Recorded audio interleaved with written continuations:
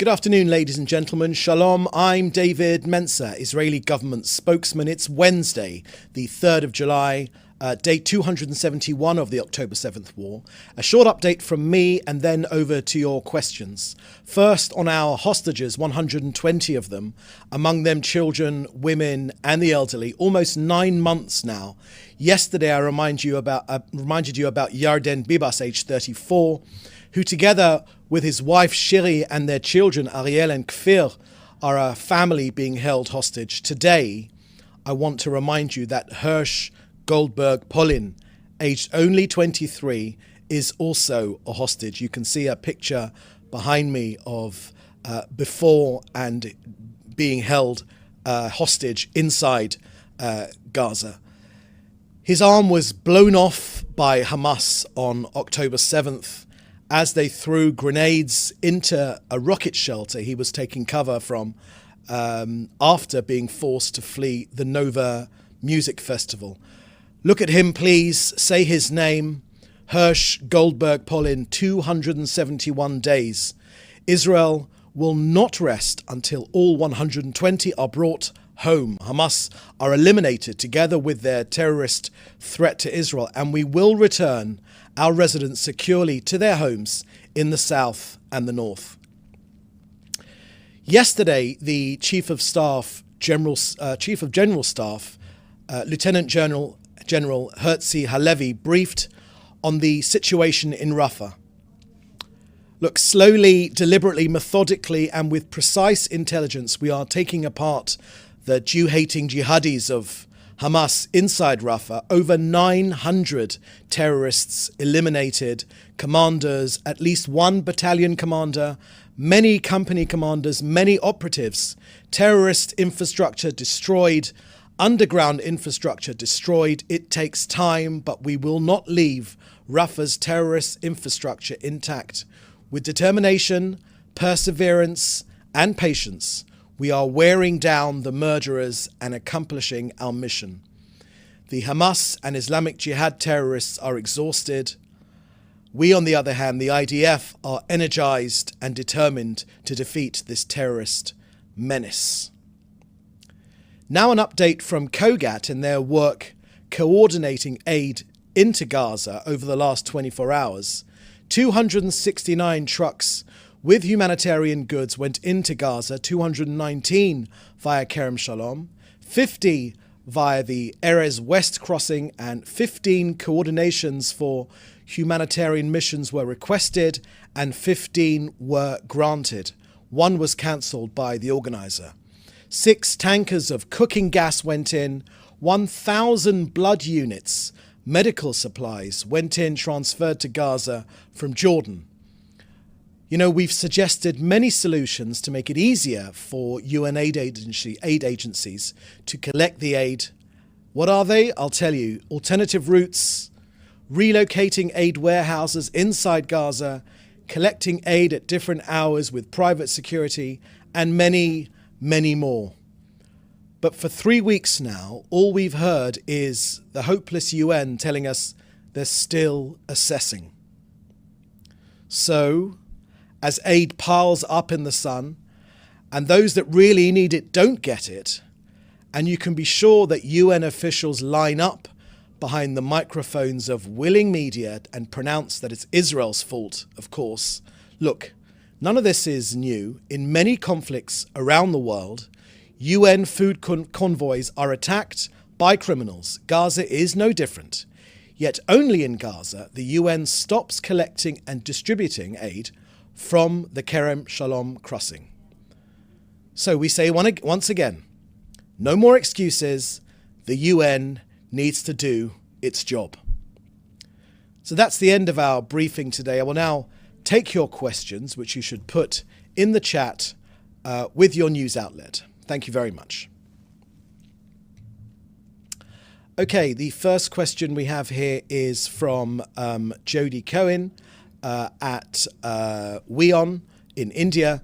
Please can you comment on reports that Israel will soon test a pilot for humanitarian enclaves or bubbles of Hamas-free zones in Gaza to be run by Palestinian unaffiliated with terror, And how are these going to be managed? When are they expected to be launched? And what guarantee will there be that Palestinians who run the enclaves will be protected from Hamas, who have vowed that no other entity would run Gaza? Thank you for that question, Jody. I've got nothing more to add beyond what the Prime Minister has laid out in a fair amount of detail previously on the day after Hamas, as it's called here. Of course, first things first, Hamas needs to be defeated for there to be a day after. But I would refer you to the Prime Minister's comments, which he made on the 23rd of June during the Channel 14 interview. Next question is from David Clement from the News Forum. The deputy of Hezbollah says a full ceasefire is the only sure path to a ceasefire on the Lebanon-Israel border. Does that change the calculation at all for the war in Gaza? Thank you very much for that question. Look, the Prime Minister has made clear, as he mentioned yesterday, that there are many people around the world making all sorts of comments like these, that Israel will be prepared to end this war before all of our objectives are achieved. Look, no matter where these points come from, I would like to make clear on behalf of the government here, unequivocally, that this will not happen. The war will end once Israel achieves all of its objectives, including the destruction of Hamas and the release of all of our hostages. The government has directed the IDF to achieve these war aims, and the IDF has all the means to achieve them. We will not capitulate to the winds of defeatism, neither wherever they come from Lebanon, from Hezbollah, or from wherever they emanate. We are inspired by the spirit of victory, said the Prime Minister. And when it comes to Hezbollah, we're going to continue to act against Hezbollah aggression. We're going to use all means necessary to restore security on our northern border and to safely return our citizens to their homes. It is Lebanon and, of course, Hezbollah, the terrorist organization, which is operating under the guidance of Iran, which bears full responsibility for the deterioration of the security situation in our north, in violation of UN Security Council resolutions 1559 and 1701. Hezbollah are a terrorist organization. They're in no position whatsoever to dictate any sort of terms. These UN resolutions are crystal clear, and Hezbollah needs to be behind the Litani River. One way or another, through diplomacy or through other means, Israel will secure its northern border. The IDF is ready. The people are united behind this objective, and we will be successful. This country's sovereign territory will be defended in the same way that any other country, any other decent country in the world would defend its own territory. Thank you. Next question from Joel Pollack at Breitbart News. Can you kindly respond to a Jerusalem Post article that alleges the Prime Minister was offered $50 million by Qatar? Thank you for that question, Joel. That's the first I've seen of that piece, and I really have nothing more to add. It doesn't seem to hold much water to me whatsoever, so I've got nothing more to add to that whatsoever. Next question is from, if we could keep scrolling down, and keep going. Question from Naomi Ball at the BBC. You mentioned the Chief of Staff talking about Hamas losses in Rafah. Can you give us a sense of how much control and how much of a presence you believe Hamas still has across Gaza as a whole? And that's from Naomi Sherbel Ball at the BBC. Thank you for that question, Naomi. The Prime Minister has made clear over the last couple of days that the time of Hamas being able to run Gaza or to having a control of Gaza, remember, it was our aim to destroy Hamas militarily and their governmental capabilities as well. That time is coming to an end. We have made very successful efforts to destroy this terrorist army. Most of its battalions now are smashed. The stragglers which are left behind are regrouping, but they are not organised in a way which they were before. We've had tremendous success in Rafah. We're going through those tunnels. Yesterday I released details, the IDF released details of rocket-making facilities which were uncovered in a tunnel. Again, in the Philadelphia crossing, this crossing is absolutely key because it's the lifeline for Hamas, and that's why it's so important that Israel retains control over the Philadelphia crossing, the border area between Gaza and Egypt. We know we're taking Hamas apart. Slowly, deliberately, we are with intelligence, we are doing it day by day. We are smashing them, smashing their battalions, and we are taking them apart. Look, I would just remind you that in the Second World War, not every single Nazi was eliminated. And in the same way, we think of our situation in the similar vein. But we know that Hamas's military and governing capabilities are being taken apart. We are coming close to this phase of the conflict, this intensive military phase of the conflict. I think overall the Prime Minister has made clear, and the government and the people support this wholeheartedly, that the overall control of Gaza will still remain in the IDF's hands, because the IDF, as things stand right now, are the only organization that can combat the terrorist threat from Hamas and from other terrorist organizations. But we are moving on to the next stage, a less intensive phase of this battle, because of the success which the brave forces of the IDF have had in destroying this terrorist menace. We say this again, that any other country faced with this sort of aggression, this terrorist onslaught, would have acted, we think, in a much more aggressive manner. We've done this carefully, strategically, with the absolute minimum of civilian casualties. We are confident now that the civilian to combatant ratio, the terrorist to civilian ratio, is as low as 1-to-1, which is unheard of in urban conflict, in urban combat. This is a very dangerous, very difficult war scenario, but we are going through Gaza systematically, and we're trying our hardest to keep civilians out of harm's way, to finish the job for a better future, not only for Israelis, but also for Gazans as well. Next question here is from Avi Wolf from JFeed. We're receiving conflicting reports about when Israel shifts to Plan C and less intensive fighting in Rafah. What is the benchmark Israel is using for moving to that phase? Thank you very much for that, Avi. The Prime Minister made these comments, I think, a couple of days ago now, about coming close to the end of this intensive phase. This war is not over. There is more work to be done. Our Chief of Staff of the Army, Halevi, made clear in his comments last night, which I shared with you just now, and I would point you to those comments. There is more work to be done, and we will, of course, the IDF and the government will, of course, keep you updated as the situation changes.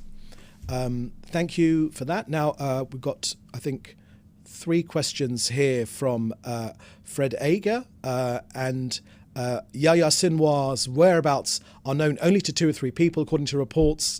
That Sinwar will not consider exile, and is considering 2 options: stopping the war and withdrawing occupational forces, or obtaining martyrdom.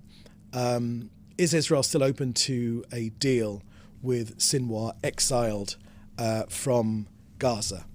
Thank you very much for that question, Fred. The Prime Minister did speak on this point in that 23rd of June Channel 14 interview, which he made, a fairly wide-ranging interview where he dealt with this point. And I would point you to the comments he made there precisely about Sinwar.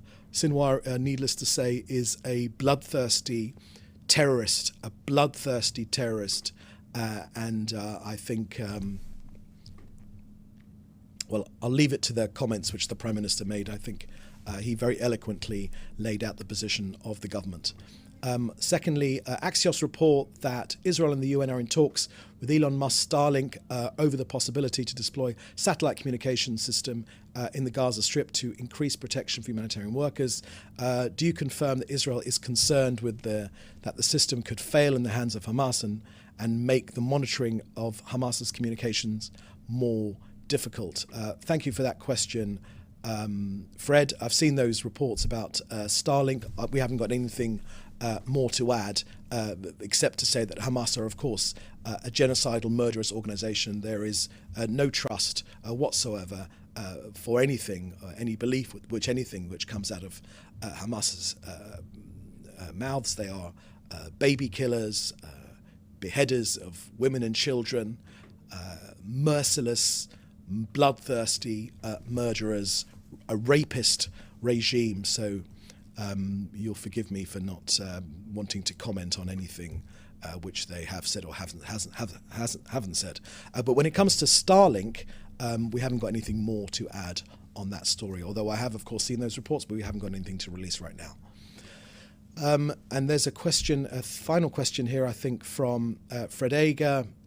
Labour Party leader in the UK, Keir Starmer, whose party is widely expected to win the election tomorrow, has been attacked by Conservative rifles, saying that Starmer would be a part-time Prime Minister for not working after 6 p.m. on Fridays to spend Shabbat with his family. UK government's anti-Semitism advisor slammed the comment as dangerous. Is Israel's government concerned about the significant rise of anti-Semitic rhetoric and incidents in the UK, and in particular those that occurred during the 2024 election campaign, with 4,103 instances reported and 147% rise from the previous year? Thank you for that question, Fred, about the UK general election. Look, there has, of course, been a seismic shift upwards in anti-Semitic attacks against Jewish people the world over, in London, in the UK as well. Look, it's long been true that you can, a barometer of how stable a society is how is the number of attacks on Jews. There's a direct correlation between attacks on Jews and their stability and the openness of a society. So any society should be hugely concerned about attacks on Jewish people, and as there have been during this general election in the UK. We're in close conversations with the government of the UK. It's an important partner, maybe it's no secret to say that it's our best friend in Europe, and that remains the case, and we trust that will remain the case whatever the results of the general election tomorrow. And let's see if there are any other questions. There's another question here from Hannah Julian from the Jewish Press. There are conflicting reports about how many and which weapons are being slow-walked by the White House. Can you provide any details on what exactly is being withheld at this point? Thank you very much for that question, Hannah. The Prime Minister has made clear with his comments last week, he was crystal clear on this subject. I don't think it serves anyone to go into any more details than he has already given. The relationship with the United States is absolutely key to this country. It's an important relationship from both sides, and we will always work together, as we are working together, to destroy this terrorist menace on the 7 fronts which we're facing, which are all being orchestrated by Iran. The US knows precisely what the threats to this country are. They are very, very real. This is a threat for this country's survival. I think the US administration, US administration definitely gets that. I think the majority of people in the US get that as well. And that is why the relationship is very, very important, but we haven't got anything more to add about these specifics. But that said, our enemies should be in no doubt whatsoever that we have the means and the wherewithal and the ability to defend ourselves. And that is precisely what we will do, one way or another, diplomatically or militarily. One way or another, this country will battle the scourge of terrorism, Iranian-backed terrorism, and we will be successful. Okay, I think that's the last question. So with that, I want to thank you for joining us today. We'll have another briefing tomorrow at the same time. So in the meantime, please do stay safe, and thank you for joining us. Bye-bye now. Thanks for watching. Drop a comment below. Don't forget to like, share, and hit subscribe to stay updated with our latest content. Until next time, stay informed and inspired. This is Djobnik signing off.